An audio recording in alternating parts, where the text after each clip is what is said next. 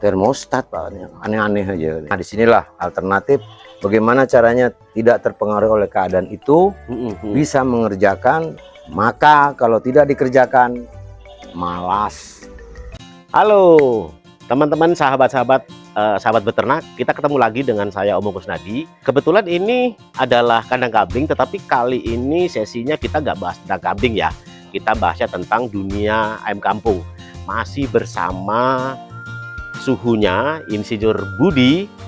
Seperti apa kita kulik di sisi pembesaran ya, segala sesuatunya, serba-serbinya, bagaimana cara beliau membina, seperti apa keseruannya, kita simak kelanjutannya. Yuk ikut saya.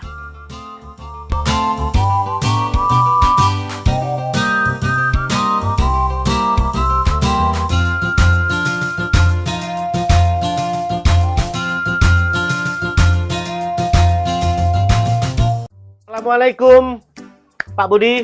Waalaikumsalam. Apa kabar Pak Bro? Alhamdulillah. Mantap. Sehat ya? Barokah. Oke, senang sekali. Jadi ini kandang apa ini? Ini kandang yang bisa dikerjakan di masyarakat pedesaan. Skala rumahan. Oh iya. Jadi pemberdayaan lah ya. Pemberdayaan, memanfaatkan potensi yang ada. Oke. Di mana lahan kali 6 kali 6 ini udah memuat bisa 200 ekor. Iya. Nah inilah ideal kandang sistem usaha perumahan. Luar biasa. Juga nggak bau juga ya. Jadi ada treatment tertentu atau gimana nih kok bisa nggak bau seperti ini? Kita bikin fermentasi sederhana. Tapi di sini kita pakai model kandang untuk maggot. Iya. Pak, ini kandang siapa sih Pak? Ini kandang dari kelompok kita di koperasi. Jadi teman-teman berhimpun dalam bentuk koperasi. Ya. Kami kumpul berapa? 28 anggota, yang aktif tuh baru 14. Oh, jadi teman-teman pembudidaya ini menjadi sebuah lembaga gitu ya? Iya. Koperasi ya? Iya. Jadi semangatnya semangat membangun gitu ya? Membangun bersama. Luar biasa. Ngomong-ngomong, ini daerah mana sih Pak? Ini daerah Kagungan Ratu. Kagungan Ratu ya? Kagungan Ratu. Di daerah Pesawaran. Kecamatannya apa kalau boleh tahu? Kecamatan Negeri Katon. Negeri Katon. Ya, Negeri Katon. Oke, iya. Mengenai nanti serba-serbinya, pemasarannya segala macam, boleh nggak kita ngobrol-ngobrol di kursi Pak? Boleh, biar dapat informasi semua bermanfaat. Luar biasa. Yuk Pak, ini kan teman-teman sudah memulai budidaya dan coba membuat satu lembaga ya Pak ya, koperasi kata Bapak tadi ya. Iya. Dimulai dari kapan sih Pak? Sebenarnya rohnya itu dimulai dari 2 tahun sebelum sekarang ya. Jadi tahun 2022 ya. 2022. Ya. Jadi semangat kebersamaan, kita kumpul, kita gotong royong, karena ayam kampung, budidaya ayam kampung yang diintensifkan ini, ya, mereka rata-rata belum familiar. Oh, oke. Jadi selama ini teman-teman itu masih diliarkan ya, diumbar gitu ya, belum intensif. Menarik ini kata-kata intensifnya. Seperti apa sih intensifnya menurut Bapak itu? Jadi gini Pak, intensif yang dibuat sederhana aja Pak. Ya. Yang semuanya bisa dikontrol. Oke. Dengan pola sederhana. Ya. Dengan segala sesuatunya mudah dikontrol. Ya. Contohnya kita pertimbangan buat kandang yang Bapak lihat ini. Seperti yang di belakang ini ya. Ini merupakan standar koperasi kita, kelompok kita. Ya. Tidak ada yang berbeda. Ini ukuran berapa kali berapa Pak? Ini ukurannya 90 cm kali 2,5 cm. Jadi nggak nyampe 1 meter ya? Nggak sampai. Oke, itu diisi berapa ekor? 90 kali 2,5 meter itu Pak? Sekitar berapa ya? Sekitar 40 ekor. Jadi bisa dibilang ini kandang baterai lah Pak ya? Iya, itu ya? Baterai di ayam-ayam starter telur kan? Kandang baterai ya? Besaran dari umur dari umur 5 minggu sampai dia panen. Kira-kira butuh dana berapa Pak untuk buat satu kandang ini, satu bangunan ini Pak, ukuran 90 kali 2,5? Sebenarnya gini Pak, ini kan terlalu bagus nih teman-teman karena saking semangatnya. Iya, Tadinya kan sederhana Pak, iya. semua dari bambu. Oke. Sangat sederhana dari bambu. Hmm. Lama-lama mereka kenapa nggak pakai kayu? Di sini kan banyak Banyak kayu. kayu-kayu yang bekas Mm-mm. gergajian, sehingga lama kelamaan nah ini sempurna sekali, rapi sekali. Oke. Jadi kembali lagi Pak, Oke. setelah berjalan tahun kedua, Mm-mm. mereka mulai tergerak. Yang diawali masing-masing gotong royong membuat kandang masing-masing. Ya. Jadi kita belah bambu bersama. Misalnya anggota kita dimulai dari Bapak A, kita kerjakan bersama-sama. Ya. Jadi pindah lagi dengan standar seperti ini. Oh, jadi memang Bapak coba mengarahkan teman-teman itu untuk membuat perkandangan yang standar Iya. untuk kelompok ini. Gitu ya? Iya, sesuai dengan keadaan. Oke, tentunya juga kan ada alasan-alasan lain ya, misalkan dari sisi pengontrolan kesehatan, Iya. dari pemanenan, mungkin kan juga mungkin ada beberapa hal yang menguntungkan untuk dipertimbangkan gitu ya Pak ya. Seperti apa Pak? Begini Pak, ada kadang kita kandang liter yang umumnya ya, saya tidak recommended ke situ. Saya lebih bagus kandang seperti yang sudah ada baterai ini. Ya. Satu, ngontrolnya mudah. Oke. Yang kedua, kita bisa atur semuanya. Ya. Tidak tercekam oleh amonia. Nah, karena saya agar teman-teman itu tidak terlalu cekaman jadi masalah, terutama di amonia. Nah, sehingga saya arahkan semua kandang baterai. Kenapa? Murah. Oh, karena memang pertimbangannya juga dari sisi kos pembiayaannya murah ya Pak ya. Tapi secara fungsi sangat dapat efisien, gitu ya. Oke. Bambu di sini banyak. Ya. Asli. Jadi awalnya kita buat pagar biasa, kita setting gitu, kita ikat. Ya. Lama kelamaan mereka ada teman-teman yang punya kayu, kita gotong royong, kita buatkan. Akhirnya sekarang lebih bagus Pak. Ya. Seperti yang Bapak lihat tadi. Iya. Kalau tidak salah tadi itu kan memang tingkat 2 ya Pak ya? Iya. Itu masing-masing tingkat isi berapa ekor? Gini Pak, rata-rata itu 1 meternya 10 sampai 14. Sinilah akhirnya kita patok standar kandang kelompok kita begini. Ya. Karena masing-masing anggota bisa membuatnya Pak. Kata kuncinya itu ya Tuh. Pak ya? Murah. Murah. Nah yang paling menentukan hasil Pak. Hasil. Oke. Jadi teman-teman itu mereka memasarkan hasil ayamnya sendiri juga? Iya. Oh iya. Bahkan mereka sekarang kurang. Mereka sudah 4 kali panen. Ya. Jadi masuk 100 ekor, 3 minggu kemudian masuk 100 ekor. Nah sekarang mereka sudah mengatakan kami kurang ayam Pak untuk dijual. Iya. Nah disitulah mulai. Jadi ada celah untuk kita bikin pembibitan juga ya Pak ya? Iya. Pak, untuk desain kandang yang seperti di belakang kita ini Pak, kalau tidak salah radiasi amoniak itu kan sampai dengan 90 cm ke atas ya Pak ya. Bagaimana Bapak menyikapi itu? Adakah treatment tertentu untuk supaya amoniaknya tidak kecium oleh si ayam? Jadi gini Pak, 2 hari sekali minimal dibuang. Oh, kotorannya dibuang. Nah ternyata teman-teman itu berimprovisasi. Kenapa nggak dibuatin kotak untuk maggot? Oh jadi kotak di bawah kandang itu diisi maggot juga gitu. Nah memang tadinya kotoran ayam ditaruh di kotak di bawahnya itu kasih maggot. Nah tidak berkembang. Kenapa Pak nggak bisa berkembang? Karena terlalu kering. Oh, sedangkan maggot butuh yang agak lembab-lembab gitu ya. Basah. Lalu mereka membuat sepakan fermentasi hijauan, sayur-sayuran yang dari pasar, dan diletakkan ke situ. Nah kalau misalnya mereka sudah bisa, oh ini sudah harus dipanen, ini amonia terlalu tinggi. Nah disitulah semuanya mudah dikontrol Pak. Iya. Sehingga teman-teman yang latar belakang bukan peternakan, mereka paham. Ini tadinya 2 Pak, 4. Nanti di tempat kelompok. Oh jadi tadinya 2 kandang terus menjadi 4 kandang. 4 kandang, gitu ya? Iya. Oke. Berarti treatmentnya juga bukan hanya dipakan atau diminum, tapi juga di kotorannya juga treatment ya, Pak? Oh iya. Masalah yang dihadapin teman-teman yang lain mungkin juga kan sama, Pak. Jadi amoniak ya, Pak ya. Dari Pak Budi sarannya seperti apa? Mereka 1 minggu sekali itu membuat jamu, Pak. Ya. Diminumnya. Ya. Jamunya apa aja tuh, Pak? Ya kencur, jahe, ya, lempuyang. Ada temulawaknya nggak kira-kira? Ada ya.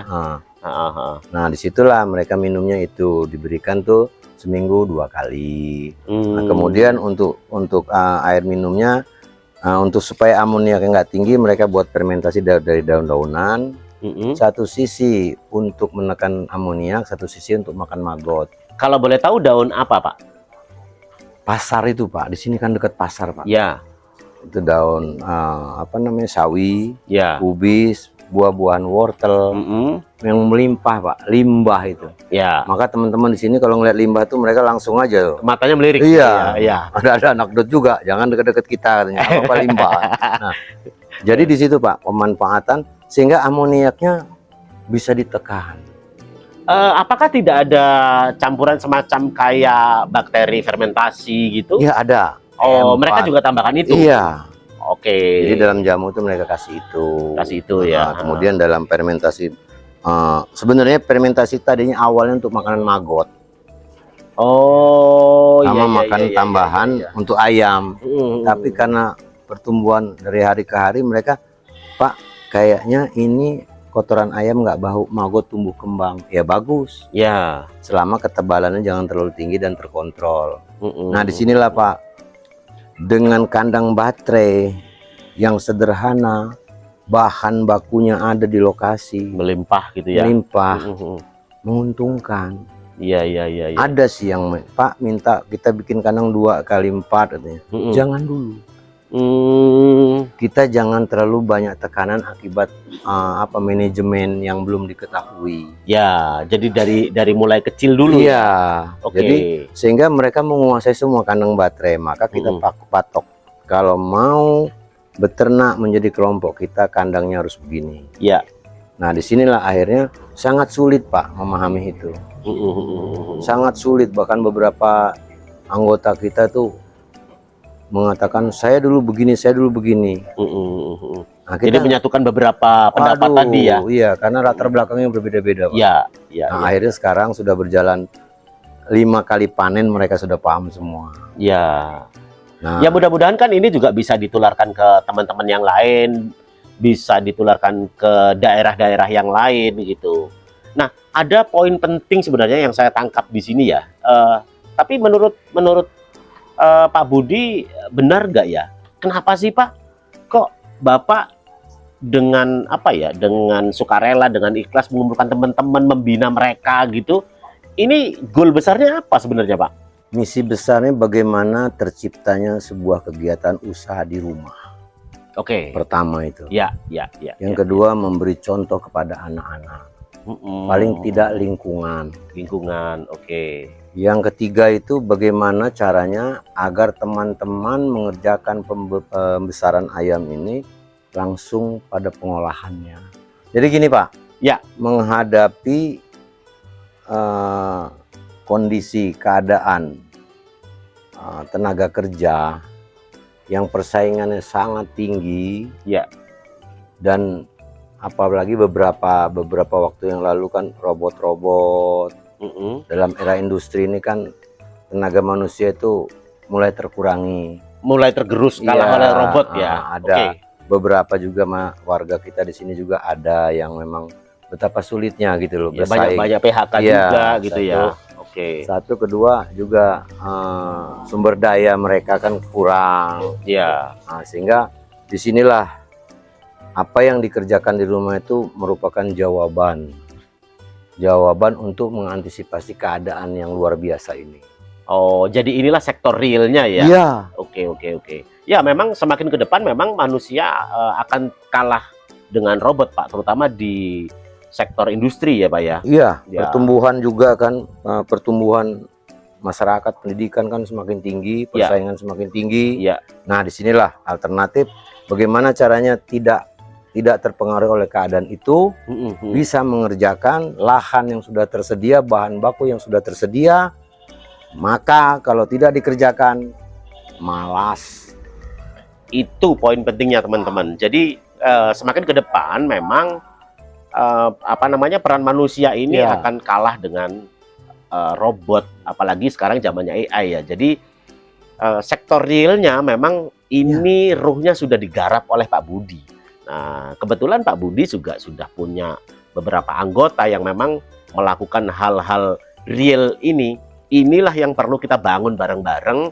Mungkin ada teman-teman yang interest dengan apa yang Pak Budi lakukan, silakan kontak Pak Budi langsung, atau misalkan main-main ke tempat teman-teman di Negeri Katon boleh diskusi ya. Ataupun role model yang sudah Pak Budi bangun di Negeri Katon ini bisa diterapkan di daerah lain. Itu apa di Kalimantan, apa di Sulawesi, apa di Papua, silahkan gitu. Karena ya memang menghadapi dunia global ini kita perlu terobosan yang cepat ya Pak ya. Iya, dan harus real. Harus real ya Pak ya. Real. Apa yang dikerjakan itu harus ada hasil. Ya, Pak. Berbicara mengenai pembesaran ya Pak ya. Teman-teman melakukan pembesaran ini berapa lama sih Pak? Umurnya? 2 sampai 3 bulan. Oke, 60 sampai 90 hari ya Pak ya. Itu mencapai bobot berapa? 8 sampai 1,1. 8 on sampai 1,1. Ya, hidup. Iya, hidup. Oke. Bervariasi. Jadi kadang-kadang kan ada yang berapa persen kan kurang, pertumbuhannya kurang, memang ada. Iya. Nah, jadi pada 2 bulan pertama itu kan ada yang memang pertumbuhannya luar biasa. Ya. Jadi panen pertama itu 2 bulan. Rata-rata itu 8 sampai 1 kilo lah. Strain apa yang mereka budidayakan di sini Pak? Strain KUB. KUB ya? KUB. Pembibitannya dari mana Pak? Ada dari Bogor, kita pesan. Awalnya kita pesan dari Bogor. Oh, pesan dalam bentuk DOC atau DOC. dalam bentuk? Oke, DOC. Bukan dalam bentuk apa Parent namanya? gitu. Bukan apa namanya? Telur fertil gitu bukan ya? Terus Bukan. di sini enggak ya? Bukan, Pak. Oh, Dan jadi langsung DOC. Iya. Banyak juga kawan-kawan di Lampung ini yang memiliki breeding dengan strain-strain yang terbaru mereka buat. Ya. Tapi saya merekomendasi tetap KUB. Oke. Bagus apa yang mereka kerjakan, mereka hasilkan dari breeding yang teman-teman punya, bagus hasilnya Pak. Tantangan terbesarnya apa Pak? Berbeda latar belakang itu tadi. Latar belakang dari teman-teman ini kan berbeda-beda Pak. Iya. Berbeda-beda, kemudian pengetahuan tentang ayam, budidaya ayam yang intensif mereka nggak paham. Iya. Nah, itu yang paling penting. Ya memang kalau kadang-kadang kita, wah modal nggak ada gitu kan Pak ya. Oh modal bukan nggak ada. Modal itu pasti ada, apa? Semangat. Jadi modal uang bukan utama artinya Iya. gitu ya. Mereka awalnya coba nggak ada modal, nggak ada. Luar biasa Pak. Waktu pertama kita menjalani bukan pelatihan ya. Ya, cuman ngobrol-ngobrol gitu aja ya. Kita kumpul. Ya. Nah, kebetulan di rumah itu kan ada tes pam saya pribadi. Mereka ke sana seminggu sekali. Nggak tanggung-tanggung Pak 15 orang maksudnya. Iya, datang lagi seminggu segitu. Mereka antusias. Nah, dari situ setelah berjalan barulah tantangannya ada. Ya. Nah, gotong royong itu. Kita mengadakan pembesaran DOC ini contoh. Ya. DOC datang. Saya katakan pakai termostat, kan aneh. Termostat Pak, aneh-aneh aja. Tapi begitu kita pakai termostat, nah aman. Bahkan siang hari itu lampu nggak nyala. DOC dipelihara satu tempat, sudah besar dipindah. Ya. Nah, lama-lama kan semua anggota harus bisa melihara DOC. Syaratnya kandangnya begini, pakai termostat. Wattnya berapa terserah. Jadi termometer aja nggak cukup Pak, harus pakai termostat. Oh iya, termometer kan alat ukur aja Pak. Iya. Kalau termostat 29-33 mati.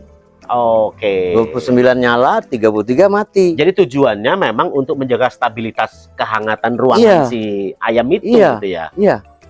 Itu standar. Nah, lama-lama bener juga, rata lah kita semua. Iya. Kalau yang misalkan teman-teman yang nggak pakai lampu gimana Pak? nggak recommended, Nggak recommended, nggak ya? kita kasih, Nggak, siapa tahu ilmunya gitu loh, Pak. nggak ada, Nggak dikasih ya? Nggak. Karena waktu 1 hari sampai 3 minggu itu pembentukan antibodi disitulah. Oke. Kalau ada yang mengatakan lampu 2 minggu sudah tidak, itu mereka. Kalau saya tidak, 3 minggu minimal. Untuk masa broodingnya. Iya. Oke. Jadi akhirnya, waduh sulit sekali. Lama-lama bisa ngerti semua, akhirnya sepaham, sepakat begitu. Ya, ya artinya kan itu sudah di SOP kan. Iya. Gitu.